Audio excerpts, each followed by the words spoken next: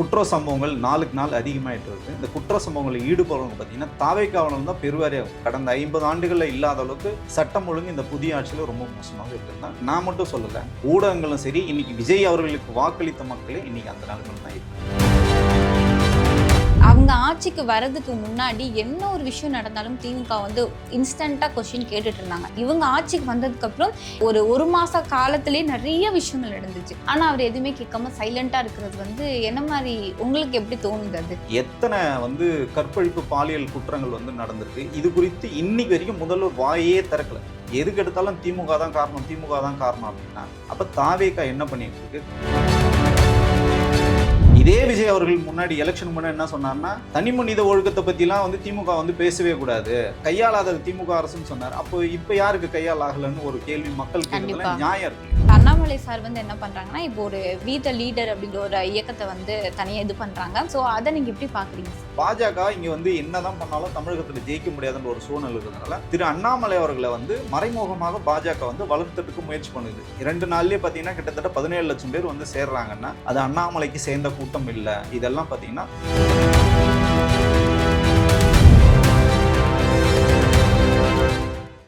வணக்கம் சார், எப்படி இருக்கீங்க? வணக்கம்மா, நலமா இருக்கேன். ஓகே சார், ஒரு புதிய மாற்றத்தை நாங்கள் தரப்போகிறோம், நிறைய திட்டங்கள் நாங்கள் வச்சுருக்கோம் அப்படின்னு நிறைய விஷயங்கள் பேசி மக்களோட நம்பிக்கையை சம்பாரித்து இப்போ நம்ம தாவேகா ஆட்சி அரசியலுக்கு வந்துட்டாங்க, ஆட்சி அமைச்சிட்டாங்க பல தடைகளுக்கு அப்புறம். ஸோ நம்ம சிஎம் சாரோட ஆட்சி உங்கள் பார்வையில் எப்படி இருக்குது சார்? இப்போ 30 நாட்களில் இந்த ஆட்சி கடந்திருக்காங்க. பொதுவாக பார்த்திங்கன்னா ஒருத்தரை குறை சொல்லணுன்னா கூட முன்னாள் முதல்வர் திரு ஸ்டாலின் அவர்கள் சொன்ன மாதிரி குறைஞ்சபட்சம் 6 மாதம் டைம் கொடுக்கணும். அதுதான் ஜனநாயகம். ஆனால் அந்த டைம் எதில் கொடுக்கலாம் அப்படின்னு பார்த்திங்கன்னா நிர்வாகத்தில் கொடுக்கலாம். நீங்கள் ஒரு பெரிய திட்டங்களை அறிவிக்கத்தில் கொடுக்கலாம். ஆனால் சட்டம் ஒழுங்கு, பாதுகாப்பு, அதுக்கப்புறம் அன்றாட தேவைகள், இப்போது உதாரணமாக மின்சாரம், இந்த மாதிரி விஷயங்கள்லாம் பார்த்திங்கன்னா இப்போ காவிரியில் நமக்கு தண்ணீர் வரலை. ஜூன் 12ஆம் தேதி எப்பவுமே பார்த்திங்கன்னா குறுவை சாகுபடிக்கு தண்ணீர் திறப்பாங்க மேட்டூர் அணையிலேருந்து.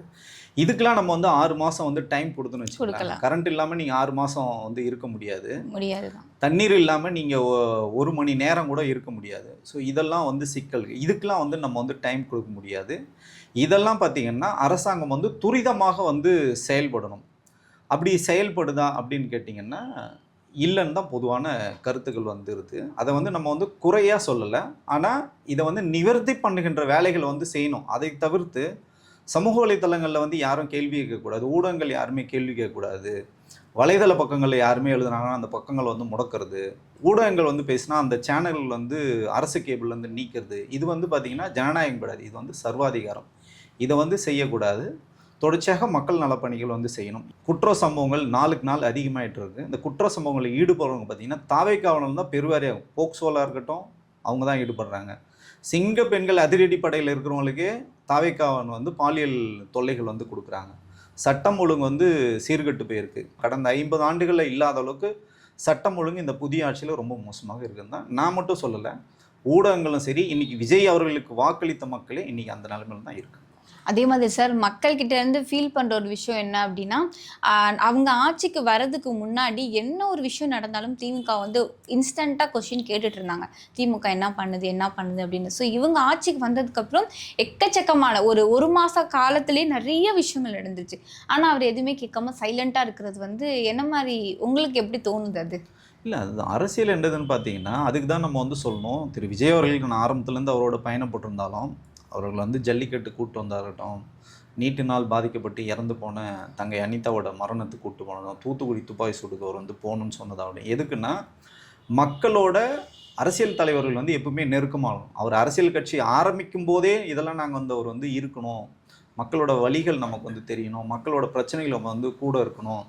தமிழகம் பார்த்திங்கன்னா இந்தியாவில் இருக்கிற 28 மாநிலங்களே தமிழகம் ஒரு முதன்மையான மாநிலமாக இன்றைக்கி இருக்கிறதுக்கு காரணம் என்னென்னு பார்த்திங்கன்னா 50-60 ஆண்டுகளுக்கு முன்னாடி திராவிட இயக்கங்கள் போட்ட விதை. நீதி கட்சி தொடக்கத்தில் ஆரம்பித்து தொடர்ச்சியாக பல்வேறு போராட்டங்கள் இந்தியா முழுக்க இந்தியை திணிக்கும் போது கூட இங்கே என்னன்னு பார்த்தீங்கன்னா மும்மொழி கொள்கை எங்களுக்கு வேணாம், எங்களுக்கு இருமொழி கொள்கை, எங்களுக்கு தமிழும் ஆங்கிலமும் போதும்னு சொன்னோம். அதனால தான் பார்த்தீங்கன்னா 50-60 ஆண்டுகளுக்கு முன்னாடி நம்ம அறிஞர் அண்ணாதுரையை எடுத்த அந்த ஒரு மிகப்பெரிய ஒரு தலைவர் காமராஜரில் ஆரம்பித்து அறிஞர் அண்ணாதுரை தான் அதை இம்ப்ளிமெண்ட் பண்ணார். அப்போ எடுத்த அந்த அந்த வலுவான ஒரு கட்டமைப்பு தான் பார்த்தீங்கன்னா, மும்மொழி கொள்கை எங்களுக்கு வேணாம், இந்திய நாங்கள் கற்றுக்குறோம், ஆனால் நீங்கள் திணிக்காதீங்க, எங்களுக்கு தேவைன்னா நாங்கள் எந்த மொழியை வேணாலும் நாங்கள் கற்றுப்போம், ஆனால் நீங்கள் வந்து திணிக்காதீங்க. திணிப்பதால் என்ன ஆகும்னா அந்த தாய்மொழிகள் வந்து அழிஞ்சு போகும். இது வந்து வட மாநிலங்கள் முழுக்க நம்ம வந்து பார்த்தோம். இப்போ யாருக்குமே பார்த்தீங்கன்னா இந்தி வந்து அவங்களோட தாய்மொழி கிடையாது. ஒரு சில மாநிலங்களுக்கு மட்டும்தான் இந்தி தாய்மொழி. அந்த மராட்டியத்தில் மராட்டியம் தான் அவங்களோட தாய்மொழி, மராத்தி தான் அவங்களோட தாய்மொழி. அவங்களுக்கு வந்து இந்தி தாய்மொழி கிடையாது. ஆனால் அங்கே இந்தி வந்து திணிக்கப்படுகிறது. ஸோ அந்த மாதிரி நிறைய சிக்கல்கள் வந்து இங்கே வராமல் காத்ததுனால தான் இன்றைக்கி உலகம் முழுக்க நீங்கள் கூகுள் சுந்தர் பிச்சை அவர்களில் சிஇஓவில் ஆரம்பித்து உலகம் முழுக்க எங்கே நீங்கள் போனாலும் பல்வேறு பல்கலைக்கழகங்களில் துணைவேந்தர் அளவுக்கு இருப்பாங்க, பெரிய பெரிய நிறுவனங்களில் சிஇஓவாக இருப்பாங்க. பல நிறுவனங்களை வந்து கையாளுகின்றவர்கள் வந்து தமிழர்களாக இருக்காங்க. அது காரணம்னு பார்த்தீங்கன்னா இந்த மும்மொழி கொள்கையை நம்ம வேண்டாம், எங்களுக்கு இருமொழி கொள்கை போதும்னு சொன்னது தான் இதோட இவ்வளோ பெரிய ஒரு வளர்ச்சியை நம்ம வந்து அடைஞ்சிருக்கோம். அதே மாதிரி பார்த்தீங்கன்னா இந்தியாவிலே பெண்களுக்கு 42% பெண்கள் வந்து வேலைக்கு போகிறாங்கன்னு திரு மாண்புமிகு முதலமைச்சர் திரு விஜய் அவர்கள் வந்து நிதி ஆய்வு கூட்டத்தில் வந்து போய் பேசுகிறார், ப்ரௌடாக வந்து பேசுகிறாரு. இது இந்த 30 நாளில் நடந்தில்லை, இவர் ஆட்சிக்கு வந்து இது நடந்தில்லை. இது இந்த இருபெரும் திராவிட கட்சிகள் திமுக அண்ணா திமுக யார் இன்னைக்கு மக்கள் வேண்டான்னு ஒதுக்குனாங்களோ அந்த கட்சிகள் மக்களுக்கான நலப்பணிகள் வந்து செய்திருக்காங்க. ஊழல் பண்ணியிருக்காங்கன்னா பண்ணியிருக்காங்க, அதில் நமக்கு மாற்று கருத்தே இல்லை. மாற்றம் வேணுமானா வேணும், ஆனால் அந்த மாற்றம் 30 நாளில் நடந்துடல. இப்போ வந்து நீங்கள் இன்ஸ்டாகிராமில் இன்ஸ்டண்ட்டாக ரீல்ஸ் போடுற மாதிரி கிடையாது. இது ரியலாக மக்களுக்கு வேலை செய்யணும்னா அப்போ ரியாலிட்டி எது அப்படின்னு வந்து புரியணும், மக்கள் கூட நிற்கணும். அதுதான் இங்கே வந்து தேவை இருக்குது. எத்தனை வந்து கற்பழிப்பு பாலியல் குற்றங்கள் வந்து நடந்திருக்கு, இது குறித்து இன்னைக்கு வரைக்கும் முதல்வர் வாயே திறக்கலை. எதுக்கு எடுத்தாலும் திமுக தான் காரணம், திமுக தான் காரணம் அப்படின்னா அப்போ தாவேகா என்ன பண்ணிகிட்டு இருக்கு, காவல்துறை அவரோட கட்டுப்பாட்டில் தான் இருக்குது. இதை ஜஸ்ட் லைக் தட் கடந்து போக முடியாது. இது வந்து பாதிப்பு யாருக்கு ஏற்படும் பாதிப்பு தான். என் குடும்பத்தில் பாதிப்பு வந்தால் மட்டும்தான் நான் பேசுன்னு சொல்கிறது அது மோசமான ஒரு அரசியல். ஸோ அதை வந்து கைவிடணும், மக்களுக்கான அரசியலை வந்து பண்ணணும். ஏன் மக்களுக்கு இன்றைக்கி இவ்வளோ பெரிய இந்த 30 நாள்லேயே ஒரு சலிப்பு வந்ததுன்னா அவங்க என்ன நினைக்கிறாங்கன்னா ரியாலிட்டிக்கு மக்கள் வரவே இல்லை. அவங்க என்ன நினைக்கிறாங்கன்னா திரு விஜய் அவர்கள் சினிமாவில் ஒரு ஹீரோ, பறந்து பறந்து ஃபைட் பண்ணுவார், பெண்களுக்கு ஒரு பிரச்சனைனா அந்த இடத்துல வந்து காப்பாற்றுவார். அப்படிலாம் வந்து நிஜத்தில் வந்து பண்ண முடியாது. அதுக்கு தான் இவ்வளோ பெரிய கட்டமைப்பு இருக்குது. இதுக்கு தான் இத்தனை அரசு துறைகள் வந்து இருக்குது, காவல்துறை இருக்குது. இதுக்கெல்லாம் கட்டுப்படுத்து எல்லாரும் நடந்துக்கணும், எல்லாருமே கோஆப்ரேட் பண்ணணும். திரு விஜய் அவர்கள் வந்து சொல்கிறாங்கல்ல தனி மனித ஒழுக்கம் தேவை அப்படின்னு சொல்கிறாங்க. 100% நம்ம வந்து ஒத்துக்கிறோம். இதே விஜய் அவர்கள் முன்னாடி எலெக்ஷன் முன்னாடி என்ன சொன்னார்னா தனி மனித ஒழுக்கத்தை பற்றிலாம் வந்து திமுக வந்து பேசவே கூடாது. ஏன் ஒரு பொண்ணுக்கு ஒரு பிரச்சனைனா முதலமைச்சர் வந்து அதுக்கு முதலமைச்சர் தான் பொறுப்பே இருக்கணும், கையாளாத திமுக அரசுன்னு சொன்னார். அப்போ இப்போ யாருக்கு கையால் ஆகலைன்னு ஒரு கேள்வி மக்கள் கேட்கறதுல நியாயம் இருக்கு இல்லைங்களா? ஸோ இதை தான் நம்ம வந்து எப்பவுமே சரி, நம்ம ஒரு விஷயத்தை நம்ம பண்ணுறோன்னா அதுக்கான வேலைகளை வந்து செய்யணும். இன்றைக்கி வரைக்கும் தாவேகா எந்த விதமான வேலைகளும் களத்தில் செய்யலை. ஸோ அதை வந்து துரிதமாக செயல்படுத்தும். இதுக்கெலாம் 6 மாதம் டைம் கொடுக்க முடியாது. ஸோ களத்தில் வேலை செஞ்சால் இந்த மக்களோட மனநிலை வந்து மாறும். மக்கள் வந்து பெரியதாக எதிர்பார்க்கறதுக்கு காரணம் என்னன்னா இன்றைக்கி வரைக்கும் அவர் முதல்வராக அவங்க வந்து நம்பலை. அவர் வந்து ஒரு ஹீரோவாக நம்புகிறாங்க. ஒரு ஹீரோ படத்தில் எப்படி வந்து உடனே வந்து வில்லன்களை அடித்து காப்பாற்றுவாரோ அந்த மாதிரி இவர் வந்து அடித்து காப்பாற்றணும்னு நினைக்கிறேன். அதுக்கு வந்து சாத்தியம் இல்லை. அப்போது நம்ம வந்து அரசாங்கம் குறைஞ்சபட்சம் இவர் வாய் திறந்து முதல்வர் பேசினா தான் இதுக்கு ஒரு தீர்வு. அடுத்ததான் சார் அண்ணாமலை சார் வந்து என்ன பண்ணுறாங்கன்னா இப்போ ஒரு வி த லீடர் அப்படின்ற ஒரு இயக்கத்தை வந்து தனியாக இது பண்ணுறாங்க. ஸோ அதை நீங்கள் எப்படி பார்க்குறீங்க சார்? 1950களில் வந்து பார்த்தீங்கன்னா அரிசி பஞ்சம் வந்தது. அதை பயன்படுத்தி தான் வந்து பார்த்திங்கன்னா அண்ணாதுரை அவர்கள் வந்து அப்போது பெருந்தலைவர் காமராஜர் ஆட்சியில் இருக்கும்போது இப்போ இருக்கிற ரேஷன் கடை அதன் மூலயமா தான் வந்து அரிசிகள் வந்து கொடுத்தாங்க. அரிசி பஞ்சம் இருந்தது, நாட்டில் வந்து பஞ்சம் பட்டினி வந்து இருந்தது. அதை வந்து சரியாக காங்கிரஸ் கையாளன்னு சொல்லி தான் பார்த்தீங்கன்னா அண்ணாதுரை அவர்கள் வந்து ரூபாய்க்கு ஒரு படி அரிசின்னு சொல்லிட்டு தான் வந்து ஆட்சிக்கு வந்து வந்தார். அதே மாதிரி அன்றைக்கி வந்து மொழிப்போர் வந்து மிகப்பெரிய ஒரு தாக்கத்தை வந்து ஏற்படுத்துச்சு.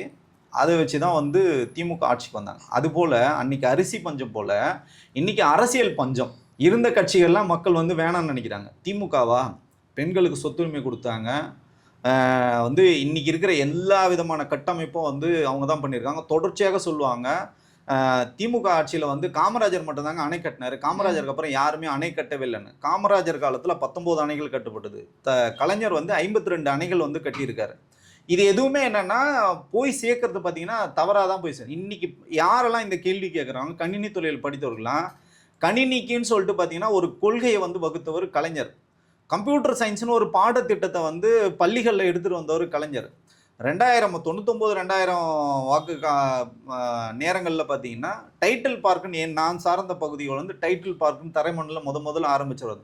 அதுக்கப்புறம் திராவிட முன்னேற்ற கழகம் எப்பெல்லாம் வருதோ அப்போ வந்து அவ்வளோ தூரம் கணினி துறையில் வந்து அவ்வளோ தூரம் டெவலப்மெண்ட் பண்ணதுனால இன்னைக்கு இவங்கெல்லாம் படித்து வெளிநாடுகளில் பல்வேறு நிறுவனங்கள் வேலையில் இவங்க தான் கேள்வி கேட்குறாங்க. திமுக சரியில்லை, அதிமுக சரியில்லை, யாருமே சரியில்லைன்னு இன்னைக்கு சொல்கிறாங்க இல்லைங்களா? ஆனால் இதுக்கெல்லாம் வந்து இவ்வளோ தூரம் வேலை செஞ்சுருக்காங்க. இது எதுவுமே நம்ம படிக்காமல் மேம்போக்கா வந்து சாட் ஜிபிடியில் என்ன வருது, நம்ம வந்து இன்ஸ்டாகிராமில் என்ன வருது, இதை மட்டும் நம்ம பார்த்தோன்னு வச்சுங்களேன், அண்ணாமலை மாதிரி ஆட்கள் வந்து எந்த விதமான உழைப்பும் இவங்க வந்து செலுத்தலை. அவர் பார்த்தீங்கன்னா ஒரு ஐபிஎஸ் ஆஃபீஸராக இருந்தார். ஐபிஎஸ் வந்து விட்டுட்டு வரும்போதே நான்லாம் வந்து அவர் வந்து கடுமையாக எதிர்த்தேன்.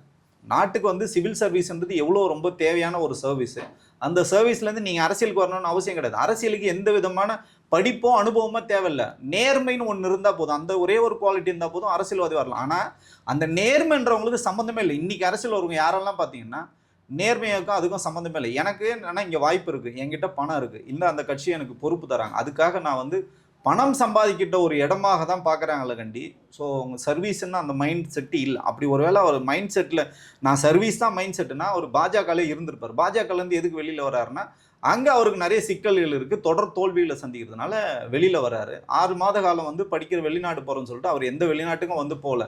வெளிநாட்டுக்கே பார்த்தீங்கன்னா இன்வெஸ்ட்மெண்ட்டுக்காக தான் போனார். இப்போ முழுக்க முழுக்க பாஜகவின் ஆதரவோட பாஜக இங்கே வந்து என்ன தான் பண்ணாலும் தமிழகத்தில் ஜெயிக்க முடியாதுன்ற ஒரு சூழ்நிலை இருக்கிறதுனால திரு அண்ணாமலை அவர்களை வந்து மறைமுகமாக பாஜக வந்து வளர்த்துறதுக்கு முயற்சி பண்ணுது. 2 நாள்லேயே பார்த்தீங்கன்னா கிட்டத்தட்ட 17 லட்சம் பேர் வந்து சேர்றாங்கன்னா அது அண்ணாமலைக்கு சேர்ந்த கூட்டம் இல்லை. இதெல்லாம் பார்த்தீங்கன்னா பாஜக வந்து மறைமுகமாக திரு அண்ணாமலை வந்து வழிநடத்துது. அந்த அரசியல் நிச்சயமாக இங்கே ஈடுபட போகிறது கிடையாது. இவருமே ஃபியூச்சர்ல வந்து சிஎம் சார் அந்த பதவிக்கு வந்து போட்டியிடுவாங்க. நிச்சயமாக நான் சொல்றேனே, தமிழ்நாட்டில் 8 கோடி பேர் இருக்காங்க. சிஎம் பதவின்றது ஒன்று தாங்க. 8 கோடி பேரும் வந்து சிஎம் ஆகணும்னு ஆசைப்பட்டா அதெல்லாம் சாத்தியமே கிடையாது. யாருக்கு ஆசை இல்லை சொல்லுங்க?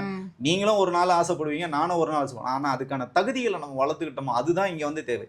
இங்கே சேவையின் அடிப்படையில் தேவை நிச்சயமாக இருக்கிறது. யார் வேணாலும் தமிழகத்தில் முதலமைச்சர் ஆகலாம். அதுக்காக நீங்க மக்களுக்காக உழைத்தீர்களா, மக்களுக்காக வேலை செய்தீர்களா? தமிழகத்தின் பக்கம் என்னைக்காவது வந்தா அண்ணாமலை நின்று இருக்காரா? எதுக்குமே நின்னதே கிடையாது. எல்லாமே மத்திய அரசாங்கம் எது செஞ்சாலும் சரின்னு சொன்ன ஒரு நபர் இன்னைக்கு உடனே அந்த கட்சியிலேருந்து வெளியில வந்ததுக்கு அப்புறம் நான் வந்து தலைகீழா தமிழகத்தை மாத்துன்னு சொல்றதுனா உள்ளபடியே இது வந்து சரியான அரசியல் கிடையாது. இதுக்கு பின்னாடி பல காரணங்கள் இருக்குது. ஆர்எஸ்எஸும் பிஜேபியும் வழிநடத்துகின்ற ஒரு நபர் தான் திரு அண்ணாமலை. Okay sir. அதில் இது இன்னொரு சந்தேகம் எனக்கு இருக்குது. என்ன அப்படின்னா, நீங்கள் சொல்லியிருந்தீங்க அண்ணாமலை அவங்க வழியாக பிஜேபி வராங்க அப்படின்னு. நம்ம சிஎம் சார் வழியாகவும் பிஜேபி உள்ளே வராங்க, வர போகிறாங்க ஃபியூச்சரில் அப்படின்ற ஒரு விஷயம் இருக்கே சார், அதை பற்றி சொல்லுங்கள். வந்துட்டாங்க ஆல்ரெடி.